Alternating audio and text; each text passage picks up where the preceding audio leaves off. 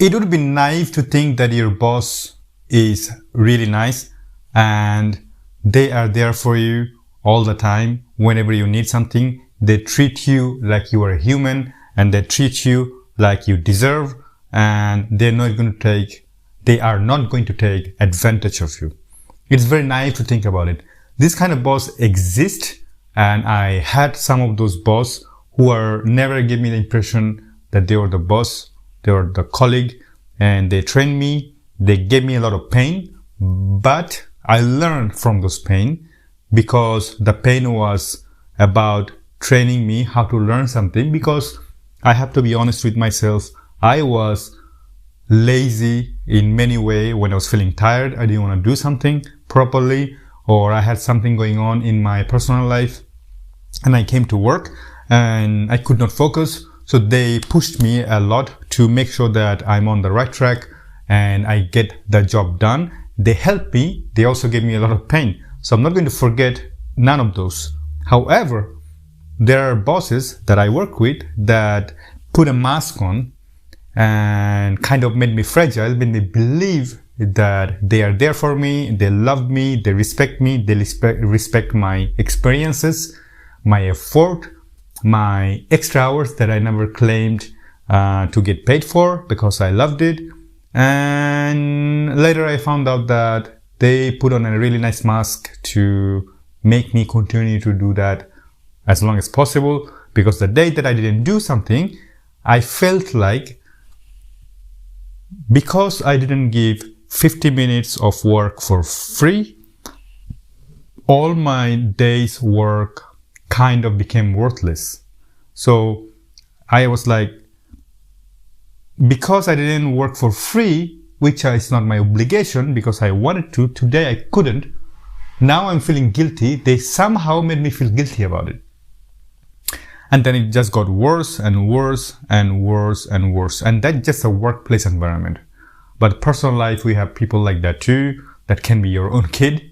That can be your own personal, like your partner, etc. But the reason why today I'm specifically talking about that subject, and I started with the workplace, especially your superior, because let's face it, in France, we work minimum by law 35 to 39 hours per week. And if you're in somewhere else, in UK or USA, or even in India, majority, you work more, 40 to 50 hours a week if you're lucky, sometimes more.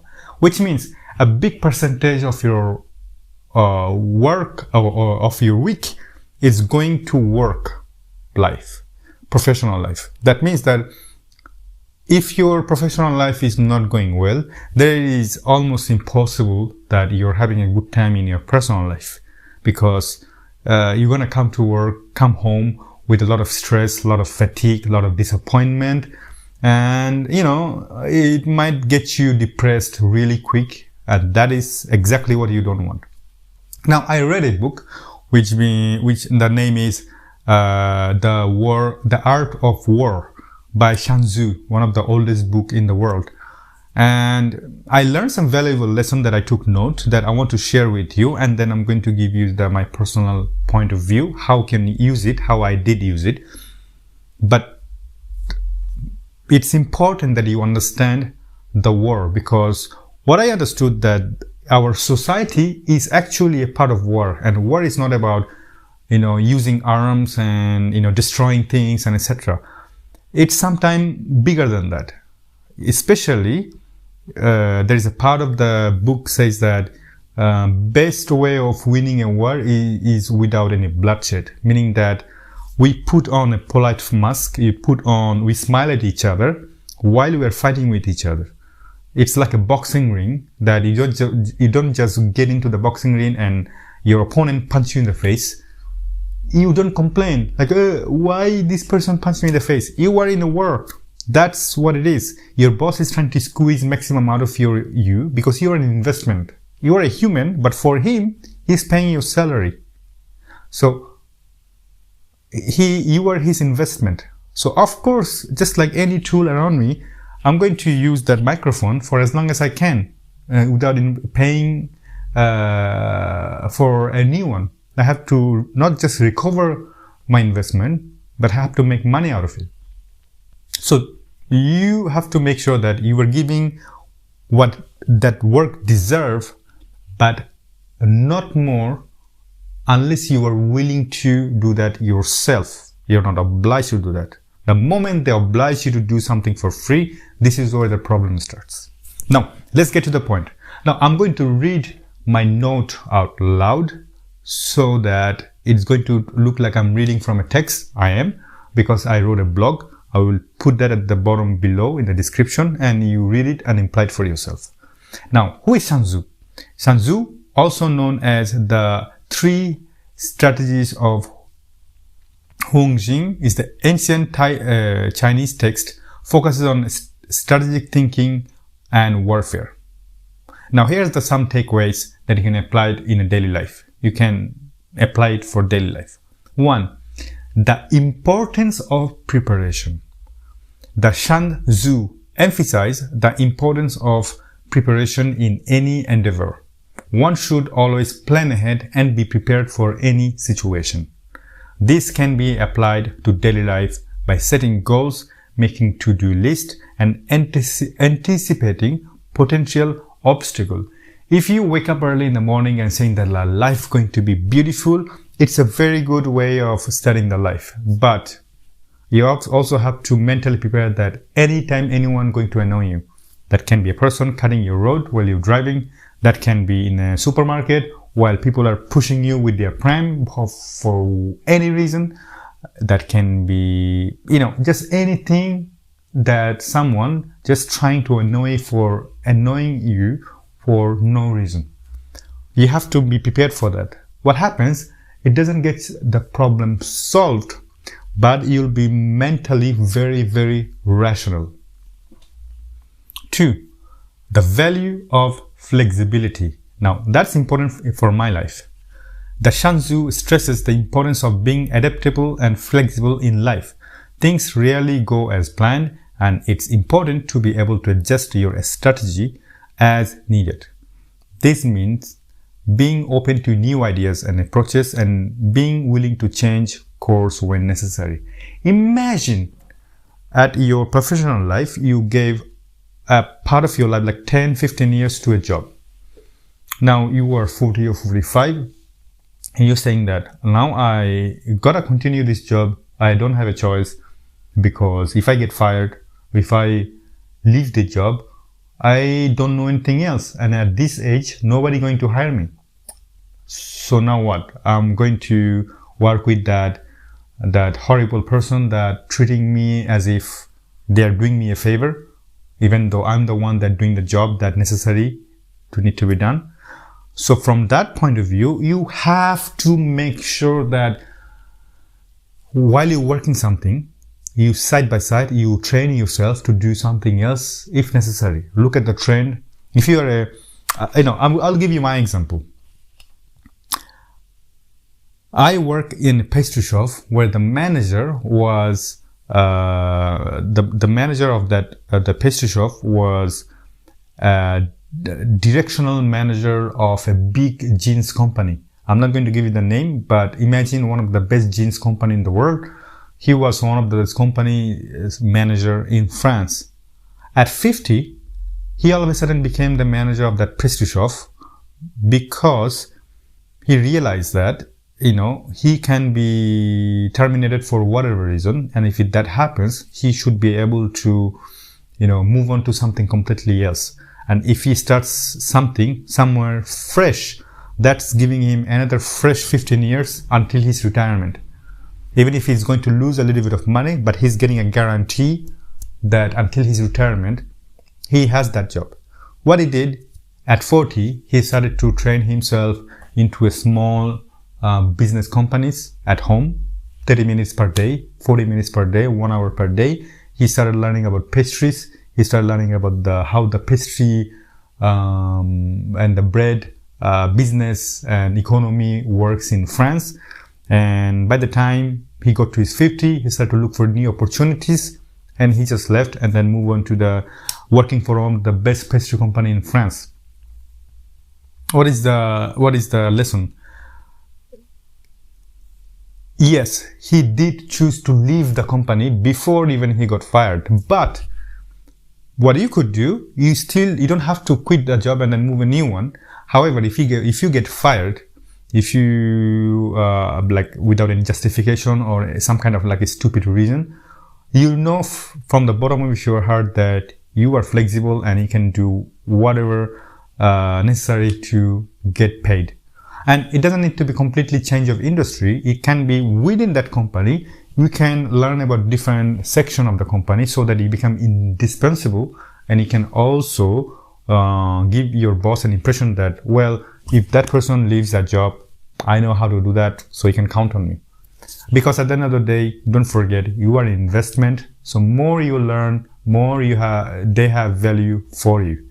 Unfortunately, we learn in the school that treat a human like a human, but the business is going to treat you like an investment. Now, number 3, the power of observation. The Shanzu teaches the importance of careful observation and analysis. By observing others and the environment around you, you can gain valuable insights that can inform your decision making. This can be applied to everyday life by paying attention to behavior and actions of others and using that information to make better decisions. Alright, you know that I have an accent. I was born in Bangladesh, and when I first came to Australia in 2006, I had to be more analytical, more observant, because I needed to survive in that foreign country, being from a poor country. Otherwise, who's going to hire me? There is like more talented people around me. So I had to look at people's face, micro expression. Sometimes people speak with their eyes a lot more than their word. I had to understand that in order to survive. And that became a part of me. Then I came to France after that, 11 years later. Then I had to restart the whole thing all over again. It was horrible, it was painful, and I became really good at it.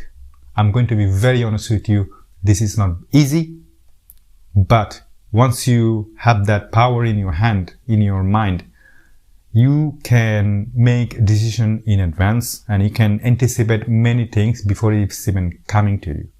So be observant, observe, and analyze, so that if you have a doubt, meaning that you need to learn something, start learning right now. Now, another one, which is the need for balance. The Shanzu emphasizes the importance of finding balance in all things. That means that balancing your strength and weakness, your goals and priorities, your work and your personal life. By finding balance, you can achieve greater success and happiness in all areas of life. You know what that means. So I'm going to interpret that phrase by yourself, but I'm going to end this video with something that I'm going to tell you right now that helped me a lot. Currently, I'm going through a bad time at my work. My boss doesn't like me at all. He's trying every way to fire me. Problem is that he can't. Not only that, by law, I'm protected in France, thanks to the French law. Even if he can fire me, I am proud to say that I'm proud, and part of my ego, speaking with a little bit of ego, I'm going to be honest, because I'm a human, I do have an ego, that he is not going to find another one like me. He can find another human with 2 hands, 2 legs, and a brain, 2 eyes, and a mouth, but he cannot find someone who has 15 years of experience on that industry. I'm not going to tell you which one is it, in 3 different continents. And I'm proud to say that. And I'm not even French. I speak French, English. I can also speak my mother languages. What's going to happen? He can survive, but his reputation will go down. I know that for a fact, because he's going to he's going to find people that gonna do things by the book, but he doesn't have this human touch with a nice smile and politeness and kindness. That doesn't come as it is. It has to come with an experience. Now, I'm giving a lot of compliment to myself, but point is that my boss knows that. Here is the problem. If you know Louis XIV, the Emperor of France, he hated his prime minister because that guy was more famous than he was. At least that's what Louis XIV thought. And he captured that prime minister and put him in the cell for the rest of his life. And that's just a paraphrase of the whole story. But my point is that my boss knows that I'm really good. Problem is that as him being a human, that makes him jealous too. So every time there's a client, he needs to elevate himself in front of me by sometime, disagreeing with me, which is obviously not a good thing to do. And it accumulated, and eventually right now he doesn't talk to me much. He gave me a warning letter, but with something that my wife laughed, saying that I'm glad that he did, because now he put himself in trouble because I remained calm. Even though I'm winning there, but at the end of the day, it kind of makes me sad that I actually did all of that for that business because I loved, and I thought that my boss appreciates me, while I realized that he actually jealous too, which was not necessary, because he doesn't understand that every time I'm doing something good for the business, it's giving him a good image. So how stupid is it for him to think that I'm taking away his, spotlight away from him? Because he created it. At the end of the day, I'm going to be just an employee, and he's going to be the guy that created that awesome place and taking all the reputation. Of course, when something bad happens, he's going to take all the loss too. So that's the cost come with that entrepreneurship. So I am sad that it came to that, but I'm also confident that I'm handling it exactly how it's written there and mixed with my own experience. And I know that I can find another job. It's just going to be annoying to change it again and restart, but I have no problem. But I didn't want it. So going from that personal experience, I'm telling you, at the end of the day, job doesn't matter. You just need that to pay for your life and for your family, because at the end of the day, we're all gonna die. And then what matters, that is who are close to you, your partner, your family, your kids, and your life itself. Look after yourself, and bye-bye.